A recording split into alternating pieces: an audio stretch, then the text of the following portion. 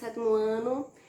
Então, hoje, na nossa videoaula, tá certo? Nós vamos dar continuidade aos estudos que nós iniciamos na aula passada com relação ao capítulo 5, tá certo?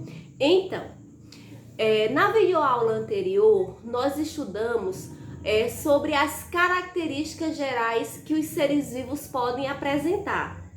Nós vimos como se dá a composição química desse ser vivo, a organização celular, o metabolismo e a reprodução. Então, hoje nós iremos dar continuidade falando sobre o desenvolvimento do ciclo da vida, que se inicia na página 73. Você por acaso já percebeu que alguns animais, embora diferentes, são da mesma espécie? Muitas vezes isso ocorre devido ao processo de metamorfose que esses animais realizam durante a sua vida. Então, se eu tenho espécies de animais que realizam metamorfose, que nascem de uma maneira e terminam sua vida de outra, o que é que ocorre com aquelas espécies de animais que têm características idênticas? Então, esse questionamento, essa reflexão sobre a metamorfose faz com que a gente também reflita um pouco sobre os seres que têm características idênticas, desde o seu nascimento até o final da sua vida, tá certo? Então, essas características idênticas nós percebemos porque esses seres vivos apresentam o que nós chamamos de hereditariedade, tá certo? Então, quando nós falamos de hereditariedade, nós estamos falando da transmissão de características idênticas que os seus descendentes vão estar passando por meio do material genético, no período de fecundação, de desenvolvimento desse ser, Por exemplo, no caso da espécie humana, um bebê, ele já nasce com as características idênticas que ele vai apresentar ao final da sua vida, com relação à formação do seu corpo, Claro, ele tem o corpo de humano, ele tem braços, ele tem pernas, olhos, nariz, boca, orelha. Então, ele tem as mesmas características que um ser humano tem ao final da vida. Então, isso acontece porque no período da fecundação, tá certo? Ou seja, no momento da fecundação, houve a transmissão das características do pai e da mãe pelo material genético. Então, essas características herdadas, tá certo? Através desse período de fecundação, é o que nós chamamos de hereditariedade, que é o que ocorre com os seres que apresentam as mesmas características desde o seu nascimento até o final da vida. Diferente dos seres que passam por um processo de metamorfose e vão apresentar uma característica física no início da sua vida, como é o caso da borboleta. Ela vai iniciar a sua vida como uma larva, como uma largata, vai passar por um processo de metamorfose, de transformação, de mutação e virar uma borboleta, ou seja, um animal completamente diferente ao que ela era no período inicial de sua vida. Durante os estudos iniciais, nós vimos que na origem do ser vivo, é mencionado o surgimento de um ser primitivo que foi denominado de coacervado.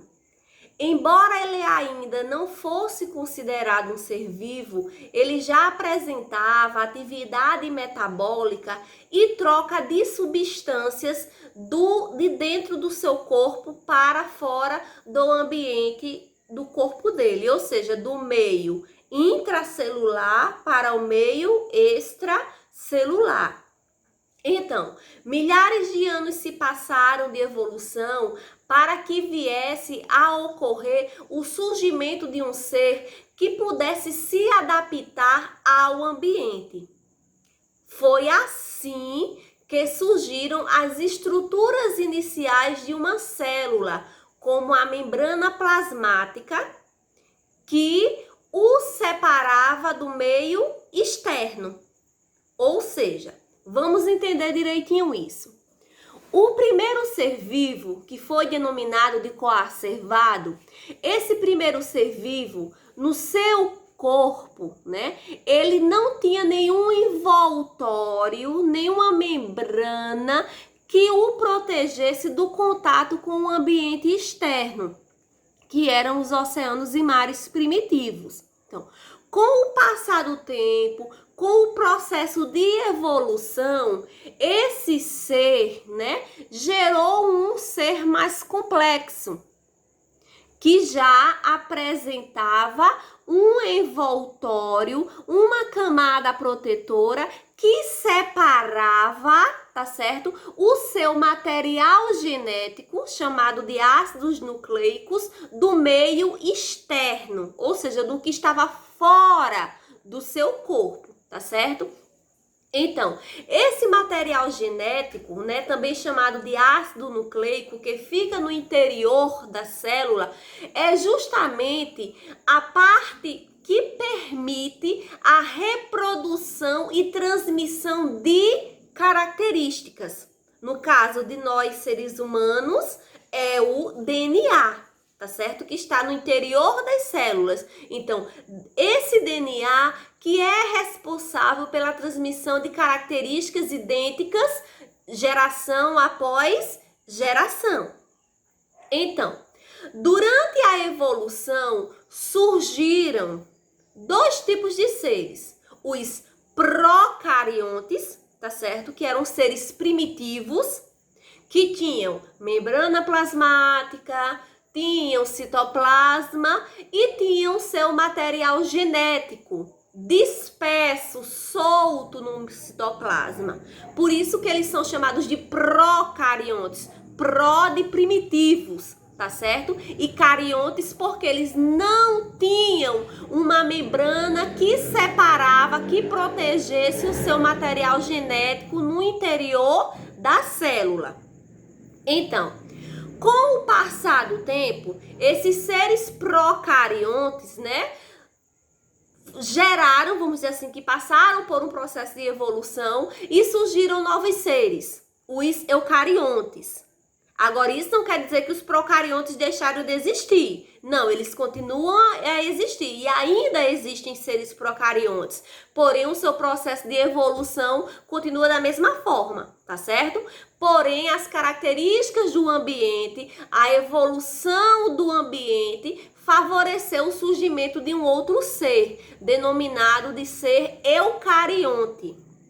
E o que é que diferenciava esse ser eucarionte do procarionte? É justamente que no ser eucarionte, o material genético que está dentro do citoplasma, ele tem uma membrana ao seu redor, protegendo ele de entrar em contato com o citoplasma. E essa membrana é chamada de carioteca, tá certo? Então, ser procarionte tem membrana plasmática, citoplasma e material genético solto no citoplasma.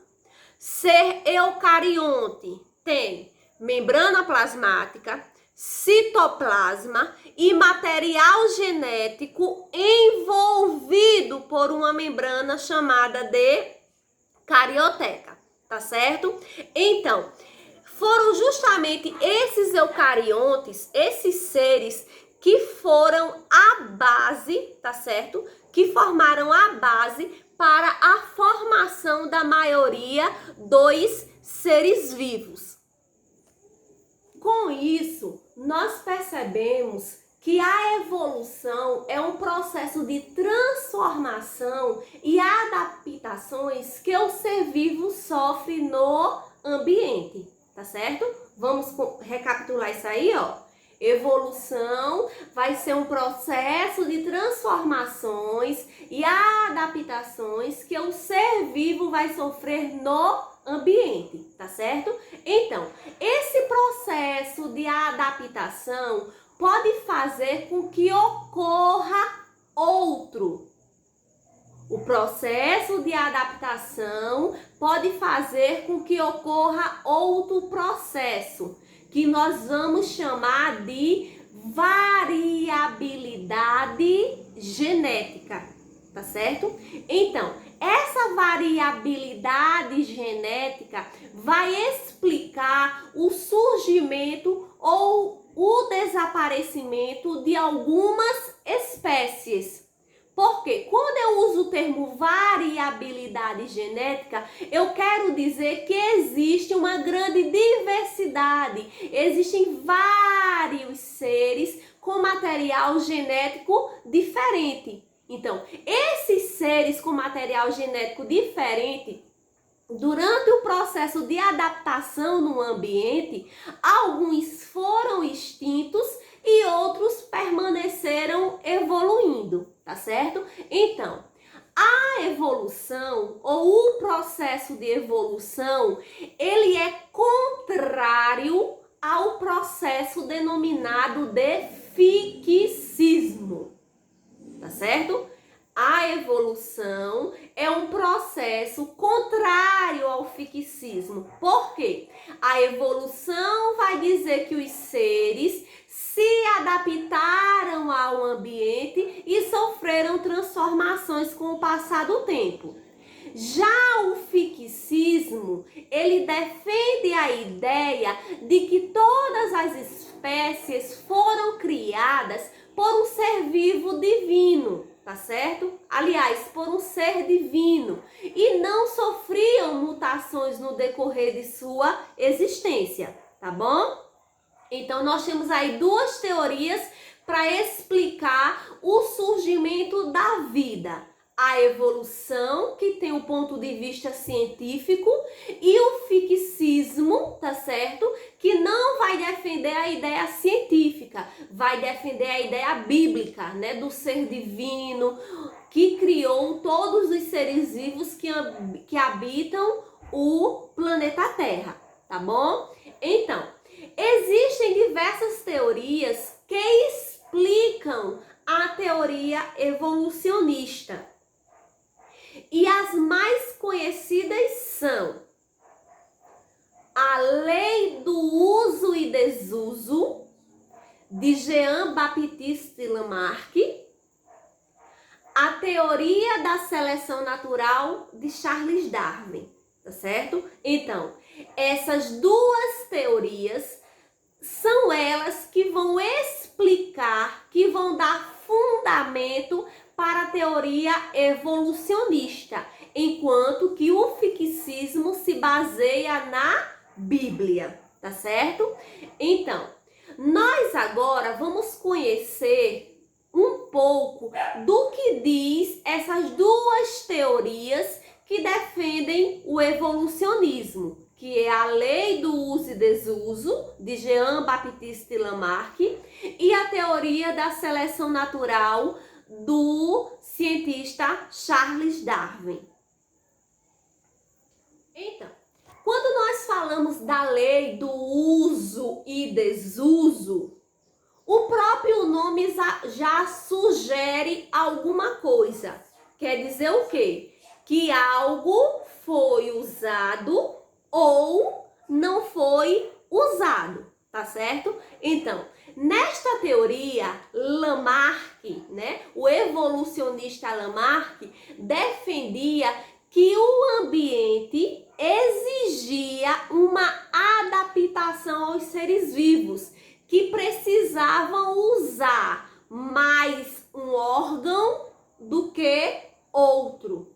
Então, os órgãos que eram mais utilizados se desenvolviam, enquanto aqueles órgãos que eram menos utilizados se atrofiavam, ou seja, não se desenvolviam.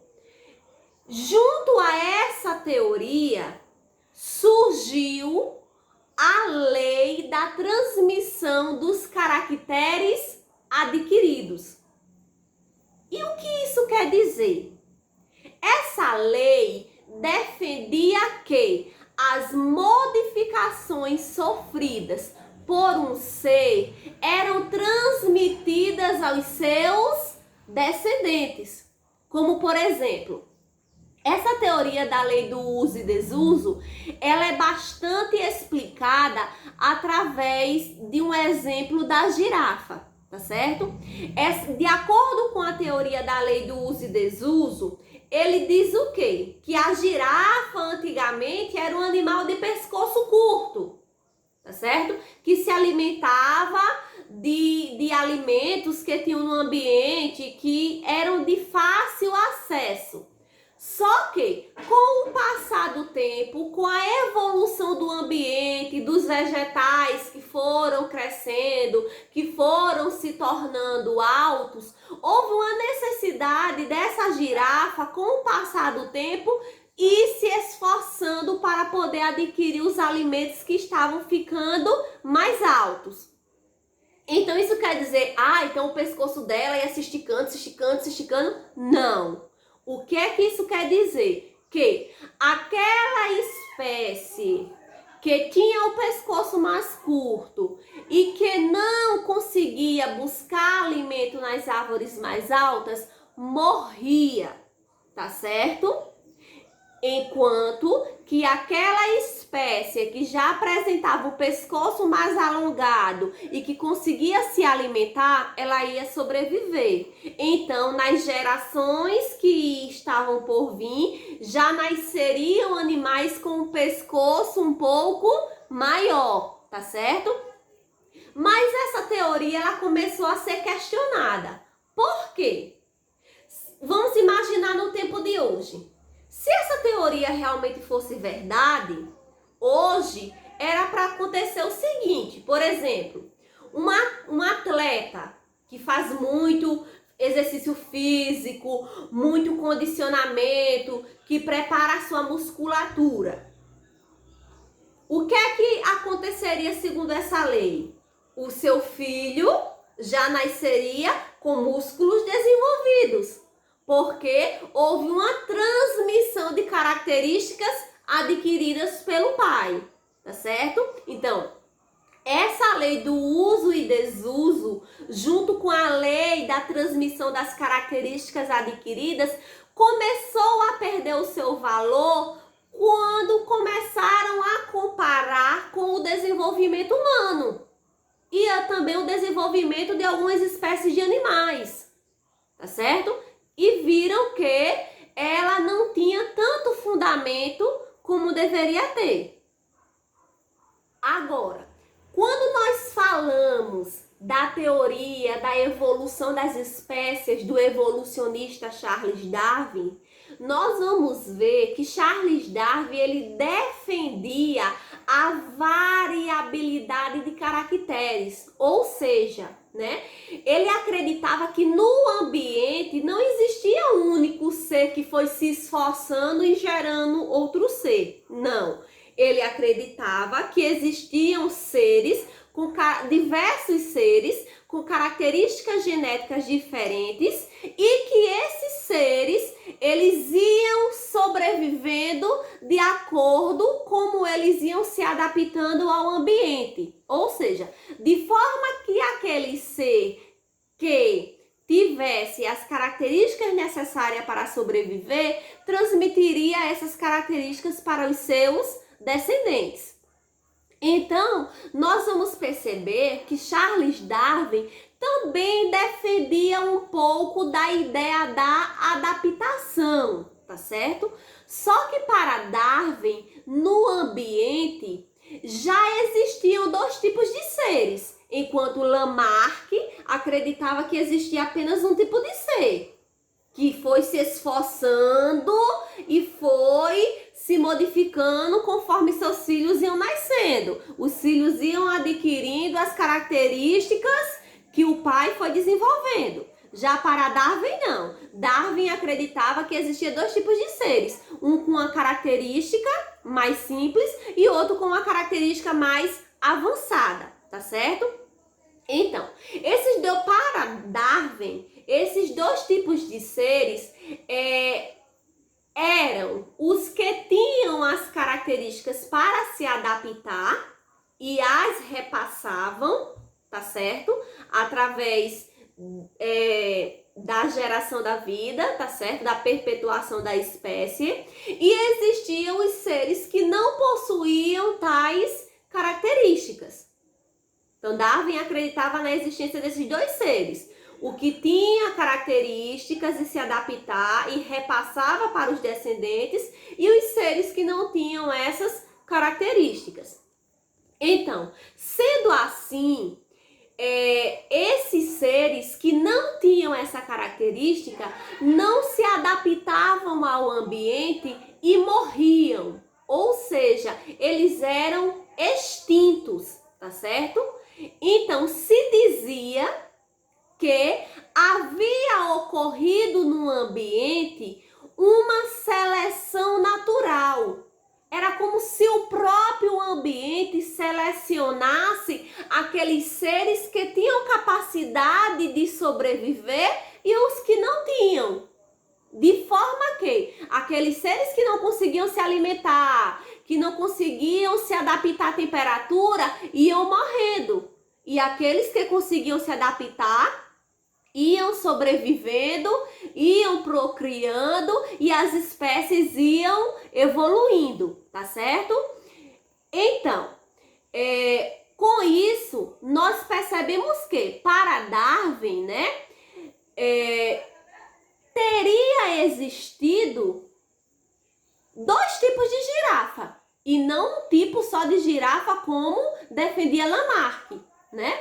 Na teoria de Darwin, da seleção natural, para ele, teria existido uma girafa de pescoço curto e uma de pescoço longo. Então, a de pescoço longo, que conseguia pegar alimento nas árvores mais altas, sobrevivia. E a de pescoço curto, que não conseguia, era extinta. Darwin acreditava nessa ideia, e não como Lamarck lá atrás defendia, que existia uma única espécie de animal e que ela ia se desenvolvendo, as características iam sendo passadas, tá certo? De geração para geração, de acordo com como o ser ia utilizando aquele órgão, tá bom? Então, para que haja uma melhor compreensão sobre essas teorias, tá certo? Do ciclo da vida, é preciso que vocês façam, tá bom? Uma releitura do texto que inicia na página 73 e vai até a página 76, tá certo? E desenvolvam a atividade que está em duas páginas, na 77 e na 79, tá ok? Bom estudo, e qualquer dúvida é só me chamar pelo WhatsApp no privado, que eu estarei disponível para esclarecer, tá bom? Até a próxima aula e fiquem com Deus.